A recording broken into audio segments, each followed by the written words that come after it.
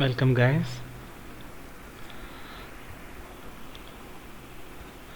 Previously, we discussed about the situation in which fraction of shares occur, and we have discussed about an accounting treatment with regard to the preparation of journal entries, balance sheet of a case that deals with call scenarios, and let us discuss some of the additional theoretical aspects with regard to issue of shares. So today we are going to discuss the another topic, interest on calls in arrears. As per the Companies Act of 2013, it is specified in the table A. So we have learned about the concept of calls in arrears, and we know what is meant by calls in arrears. Whenever a subscriber or a shareholder fails to pay any of the installments, like it may be an allotment or first call or second call or third call and final call, or maybe either any one of the installments or more than one installments, if the prospective shareholder fails to make the payment, that situation leads to, or that situation is known as calls in arrears. That default in payment is known as calls in arrears, and we have learned that, and we know how to treat calls in arrears, and we have done a practical case with regard to that.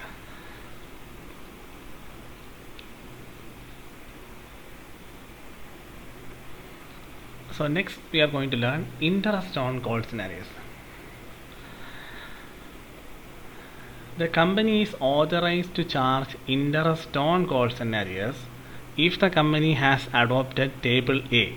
Table A is as per the Companies Act of 2013. It is prescribed in the Table A with regard to the details of interest to be collected on calls and arrears, and the company can charge interest on all such calls in arrears from the day fixed for payment to the date of actual payment at 5% per annum.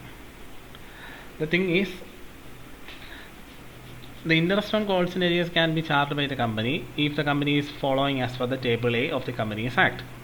And if they are following as per the Table A, the company can charge interest. And remember, there is a default interest for the particular in calls and arrears, that is 5%. Whenever there is a default in payment, the interest on that calls in arrears is 5%.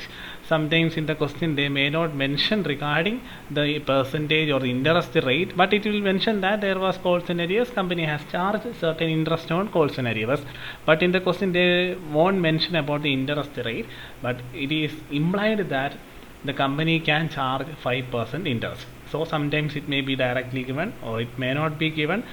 Given or not, don't worry. If there is interest on calls and arrears specified in the question, you can charge 5% interest. So how the interest is to be charged? From the date of default in payment. That means if a prospective shareholder didn't paid the allotment on June, and he had made that payment, means he had to pay a certain amount of allotment on June, but he failed to pay on June, but instead he paid it on December. So you need to charge 5% interest from June to December. So that is the concept with regard to the interest charging on calls and arrears. So there are certain entries with regard to that. So let us discuss those entries. For interest receivable on calls and arrears, so the entry will be sundry member. This is a new term that used to specify the shareholders. Instead you can use shareholders. It may be equity shareholders or preference shareholders. That depends upon the question. What is the nature of the shares, or what are the types of shares held by the shareholder? That will be mentioned in the question. So note that particular name of the shareholders. So shareholders account debtor, because they have to pay to the company. So actually for that moment we are becoming the debtors of the concern. So we are debiting it. Shareholders account debtor to interest on calls in arrears. Since interest on calls in arrears is a sort of income for the company, we credit credited interest on calls and arrears in that particular journal entry. So the entry is shareholders account debtor to interest on calls and arrears. So this is an entry which we are going to pass when interest is charged on calls and arrears, and the prospective shareholder might pay the interest on calls and arrears in some future date. So whenever we receive payment for the interest on calls and arrears, the entry will be we are receiving payment in the form of cash or bank, whatever it is. So bank account debtor to from whom we are going to collect the money, from that particular shareholder. See this group of people. So bank account debtor to sundry members or shareholders account. So these two entries has to be passed with regard to charging interest on calls and arrears, and at the same time if there is receipt of interest or whenever the shareholders pay the interest amount, then this entry also has to be passed. So two entries with regard to interest on calls and arrears. I hope you are following the concept. We will discuss a case with regard to that, then you will get a clear picture regarding how this interest on calls and arrears actually work in a practical case. Question: Ajanta Limited issued on 1st January 2018 1 lakh equity shares of rupees 10 each. Out of 10, rupees 3 is payable on application, 4 is payable on allotment, and the date is specified. So when the date is specified, you have to mention that particular date in the date column of the journal form, and 3 on first and final call, and the date of that particular installment also is mentioned. All money were received except the final call on 10,000 shares. Total shares was 1 lakh, and for 10,000 shares there was a default. Okay, assuming that the company closes the books on 30th June every year,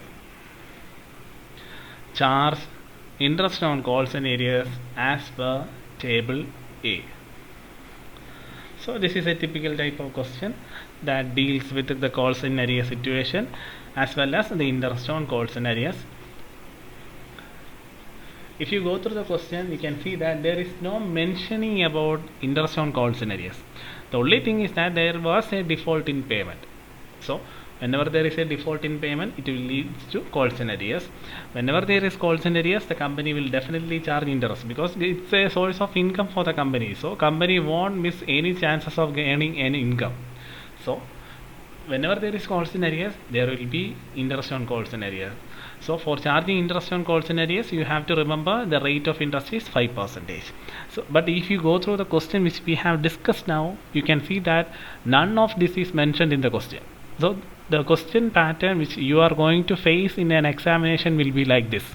You have to go through the question, understand it wisely, think logically, and do the problem carefully. So let us begin with the preparation of journal.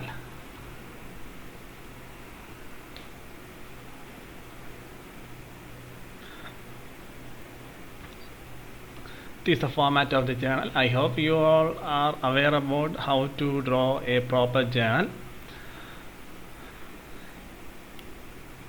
Date, particulars, ledger folio, debit amount, credit amount.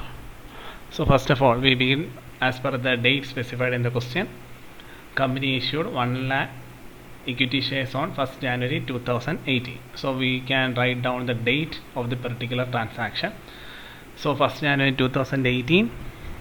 So for charting out a journal, I hope you all know how to chart out the date column of the journal. Whenever you are going to write the transaction with regard to any particular year, we are not going to write down all the year in all the journal entries. We will write down the year in the first journal entry at the beginning, the top. After that, we will write down the dates only.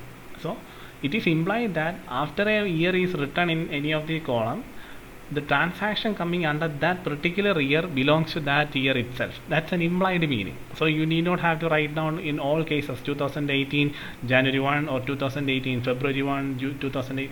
You need not have to do that. First, write down the date. Particularly, the year has to be written first, after that date. So 2018, January 1, first one. What was the transaction? Shares were issued. So whenever shares are issued, we will receive application money, that is the subscription fees by the prospective shareholders. So first of all, we will write down the journal entry with regard to receipt of money on share application. So the entry will be 2018 January 1, bank account debtor to equity share application account. What was the amount of application? 3 on application. How many shares were issued? 1 lakh. So 3 into 1 lakh, it will be 3 lakhs. Application money received on 1 lakh shares. So next one, payment entry is passed. Now you have to pass the due entry, or the entry that depicts the transfer of amount to the respective share capital account. So it will happen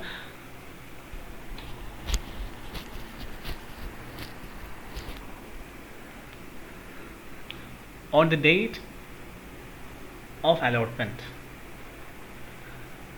So on March 1, because the after application allotment happens on 1st March.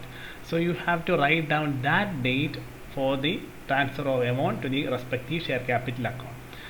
So say equity share application account debtor to equity share capital, amount 3 lakhs. There are no adjustment with regard to that, and remember to pass the necessary narration for each of these journal entries.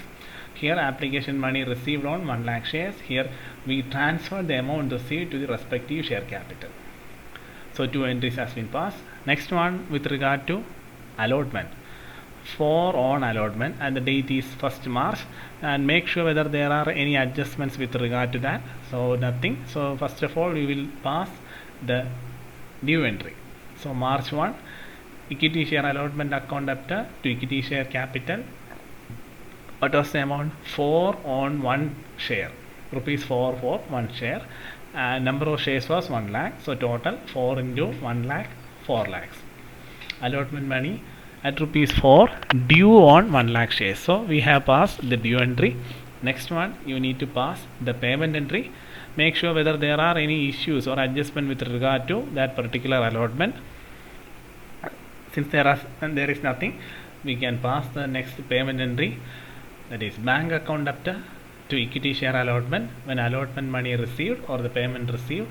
Since there are no adjustment with regard to that, you can write the same amount here also. So we have completed application and allotment. Next one, on first and final call,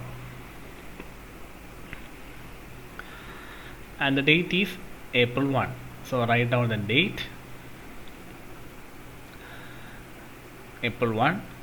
Equity share first and final call account up to equity share capital. Even though if there is any adjustments with regard to that, here the entry will not change and the amount will not change, because it will show the actual amount that has to be received on that particular call or installment. Third, rupees 3 on first and final call. Date is April 1. So rupees 3. How many shares were issued? 1 lakh shares. So 1 lakh into 3, you will get 3 lakh. So first and final call made at rupees 3 on 1 lakh shares. So the entry has been passed. Next entry is the thing which you have to be very cautious, because there is an adjustment with regard to that. That is, all money were received except the final call on 10,000 shares. So we didn't receive the payment for 10,000 shares. On which call? First and final call. So the entry will be bank account debtor to equity share first and final call, but make sure to write down the amount very carefully. So actual amount the company is going to receive, because we have noted that as per the statements and details, the concern must receive rupees 3 lakh on particular investment, that is first and final call. Is the company is going to receive 3 lakhs? No, because it is mentioned that a shareholder holding 10,000 shares didn't pay the final call. So out of 1 lakh, we are not going to receive the payment of 10,000 shares. So out of 1 lakh we will reduce 10,000. So we are going to receive, or the company is going to receive, the amount for 90,000 shares only. Okay, fine, 90,000 shares. So what is the price of that particular call? First and final call is 3. So 90,000 into 3, 2,70,000. So 2,70,000 is written. Entry: first and final call money received in 90,000 shares. So we have passed all the necessary entries. Next you need to pass the entry with regard to calls in arrears. So the entry will be calls in arrears account debtor to equity share first and final call. And what was the amount of calls in arrears? From initial glance you can easily identify difference, because 3 lakh was the amount that has to be received by the company. Instead the company received only 2,70,000. So what was the default in payment? 3 lakh minus 2,70,000, 30,000. That is the amount shown here. But we can find the amount in another pattern. See how much was the we are going to find the amount. So how many shares were not paid in full? 10,000 shares. There was a default in payment of 10,000 shares. So how much amount of shares was not received by the company? Number of shares is 10,000, and value of first and final call is rupees 3. So 3 into 10,000, that is 30,000 worth of shares were not paid to the company, or not paid by the prospective shareholders. So the calls and arrears amount is 3 into 10,000. That is another way of finding the amount. You either can take the difference between these two items, or you can identify from this. Anyway, you can follow as per your discretion. But my suggestion is that it is better to go through the second method which we have discussed, because if there is any adjustments with regard to that, you can clear it very wisely. Because by taking the difference between these two amounts, sometimes some adjustments with regard to these entries might leads you to some errors or confusion. So it's better to go through the second method. So we have passed the necessary entry with regard to calls and arrears. And next is another important aspect with regard to the question, because in the question there is no mentioning regarding the interest on calls and arrears has to be charged. But we have learned that whoever the company or whoever owning the company, if they are following as per the table A, they can charge calls and arrears, and they can also charge interest on calls and arrears at 5% for the time period. So the amount of calls and arrears was 30,000. So first of all we will write down the entry. Entry is shareholders account debtor to interest on calls and arrears. So how you are going to charge the interest? Interest on calls in arrears, for the time being I am using the abbreviation CIA. There is no such abbreviation like that. Kindly don't use CIA in the examination. So interest on calls in arrears means amount of calls in arrears into percentage rate into time. Time means for how long that default was made. Since in the question there is no mentioning regarding the payment of calls and arrears, we can assume that the default was made until the closing date, and in the question closing date is already given, so we can take the date from 1st April to June.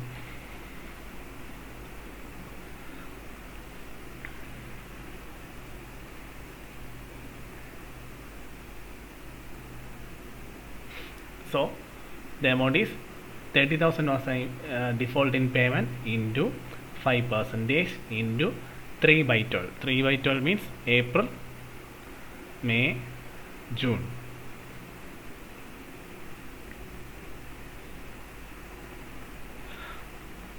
So for 3 months the computation is 375.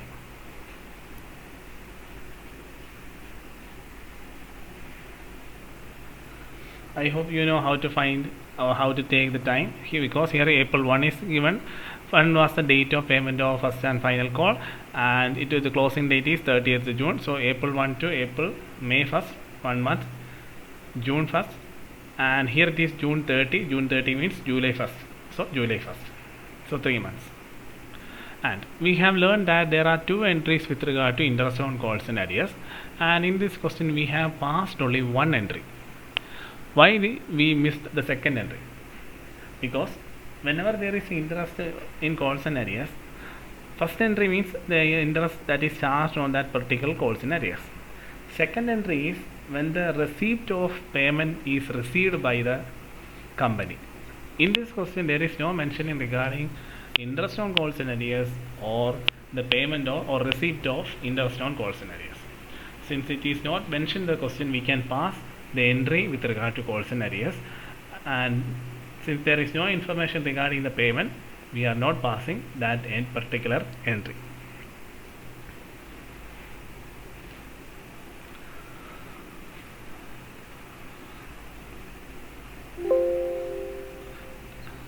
And don't forget to pass the respective narration with regard to each of the journal entries.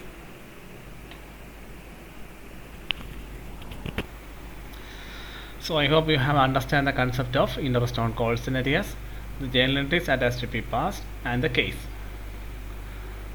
So let us go to the next one.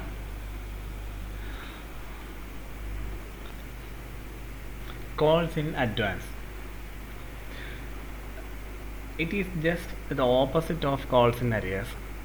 In calls in arrears, the particular shareholder or a group of shareholders failed to pay or made a default in the payment of any of the installments. That is known as calls in arrears. So it's calls in advance is actually the opposite of calls in arrears. So in calls in advance, the prospective shareholder might have paid in advance.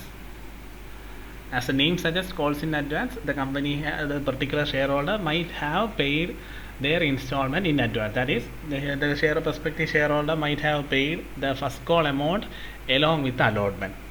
Sometimes such situations might come. Some shareholders is willing to pay in advance the installment amount even before the prescribed date for that particular installment. That is known as calls in advance. So, as per the Companies Act 2013, when a call has been made and while making payment of that call, some shareholders may pay the amount of the rest of the calls, or they may pay in advance any of the future installments. Thus, the amount received by the company in excess of what has been called up is known as calls in advance. This amount is to be credited to calls in advance account by passing an entry, just like the entry in case of calls in arrears. For calls in advance also there is a journal entry. The entry is bank account debtor to calls in advance.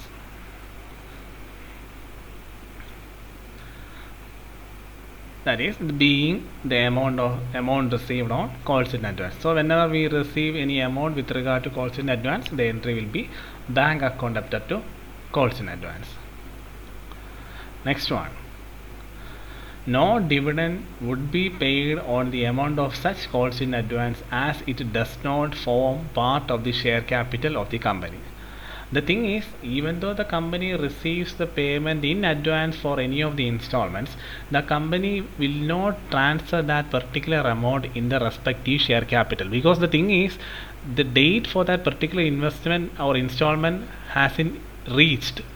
So without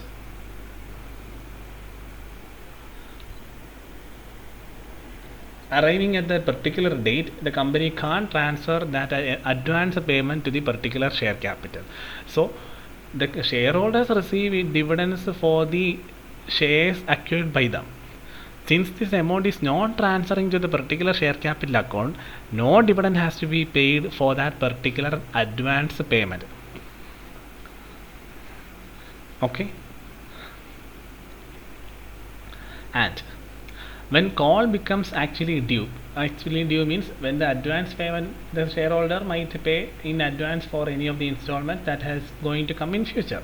So when that installment, when the due time for that particular installment is due, at that time that advance payment will be transferred to the particular share capital account. So at that time the company will pass another entry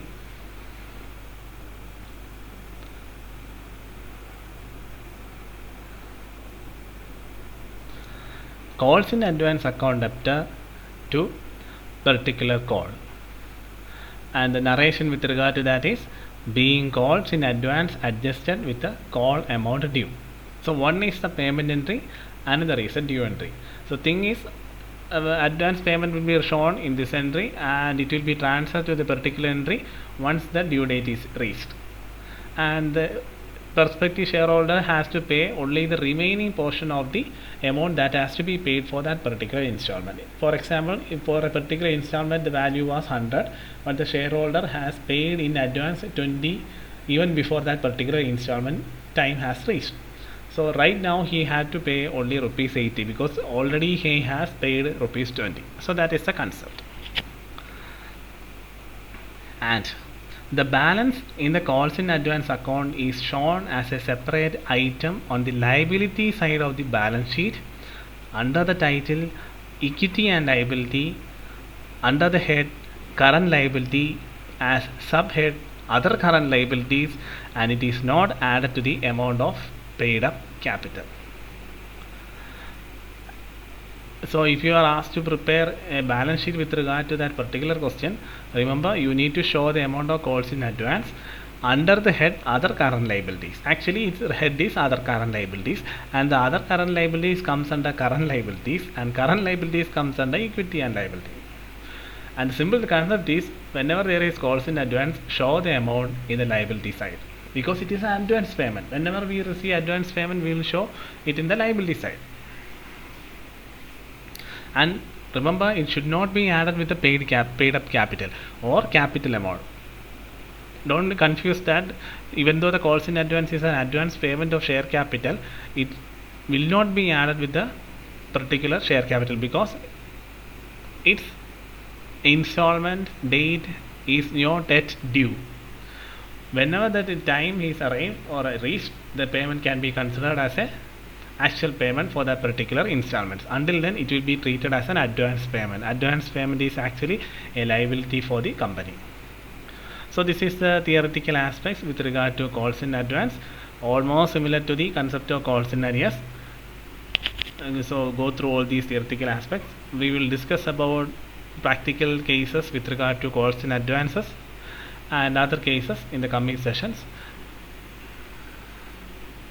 Until then, go through it. If you have any queries, please do let me know.